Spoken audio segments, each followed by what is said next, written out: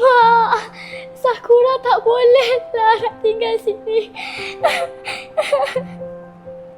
Tangisan itu bukan dibuat-buat. Ketakutan itu bukan direka.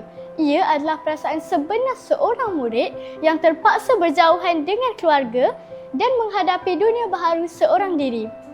Hari ini, saya ingin mengajak semua merasai perjalanan emosi itu di dalam sebuah buku yang sangat dekat dengan realiti kita yang berjudul Cik Penakut Masuk Asrama.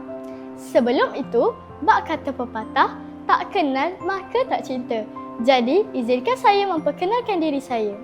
Nama diberi Nur Zulaikha Hanani binti Mustafa Kamil dan saya berumur 11 tahun. Saya belajar di sekolah SK Taman Jasmine dan kod sekolah saya ialah BBA 4044.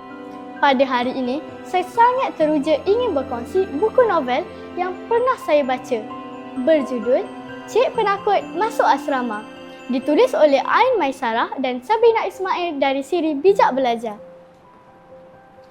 Novel hasil pena Ain Maisarah ini sangat menarik dan syarat dengan pengajaran yang boleh dijadikan iktibar pada masa kini terutama kepada golongan pelajar seperti saya. Tema utama buku ini jelas mengetengahkan tentang keberanian dalam menghadapi perubahan hidup. Novel terbitan syarikat Blink Trading diterbitkan pada tahun 2020 dan novel ini setebal 110 halaman bercetak. Ayo bersama saya kita amati dan mendalami buku novel ini dengan lebih dekat lagi. Bayangkan pada hari pertama di asrama, terdapat seorang murid berdiri kaku. Nama diberi Sakura. Mata berkaca, hati penuh ketakutan.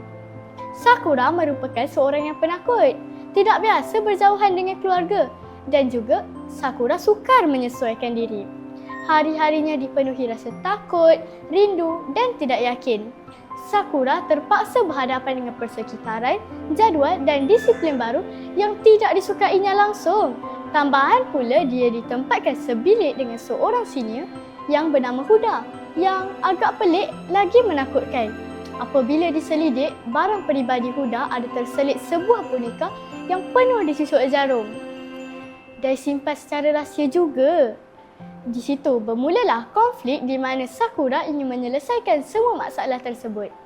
Namun, sedikit demi sedikit dia mula menyesuaikan diri, berkawan dan memahami bahawa ketakutan perlu dihadapi.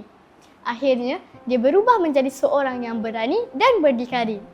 Cerita ini mengajak kita untuk merenung beberapa soalan kehidupan yang sangat bermakna. Antaranya, adakah manusia mampu menjadi kuat tanpa pernah melalui rasa takut? Sedangkan Allah bisa tegal biasa, menunjukkan bahawa kekuatan lahir daripada pengalaman dan latihan yang berulang. Daripada novel ini juga, terdapat pelbagai pengajaran yang boleh kita jadikan pedoman dalam kehidupan seharian. Sebagai seorang pelajar, hendaklah berani menghadapi perubahan dalam hidup kerana setiap perubahan membawa hikmah tersendiri. Selain itu, kita juga perlu berdikari dan tidak terlalu bergantung kepada orang lain kerana setiap insan perlu membina kekuatan diri untuk menghadapi cabaran masa hadapan. Saya turut tertarik dengan watak utama iaitu Cik Penakut di mana pada awalnya beliau digambarkan sebagai seorang yang lemah semangat, mudah berasa takut dan kurang keyakinan diri. Tetapi pada akhirnya, beliau berusaha untuk bangkit, menyesuaikan diri dan membina keyakinan secara perlahan-lahan. Pada pendapat saya, gaya penulisan karya ini sangat menarik dan mudah untuk difahami. Penggunaan bahasa yang digunakan telah memudahkan pelajar seperti saya untuk membaca kesudahan karya seperti ini. Kesimpulannya, buku berjudul Cik Penakut Masuk Asrama ini memberi banyak inspirasi untuk kita menjadi lebih berani. Jika hari ini kita berasa takut, ingatlah bahawa itulah permulaan untuk menjadi berani. Sekian, terima kasih.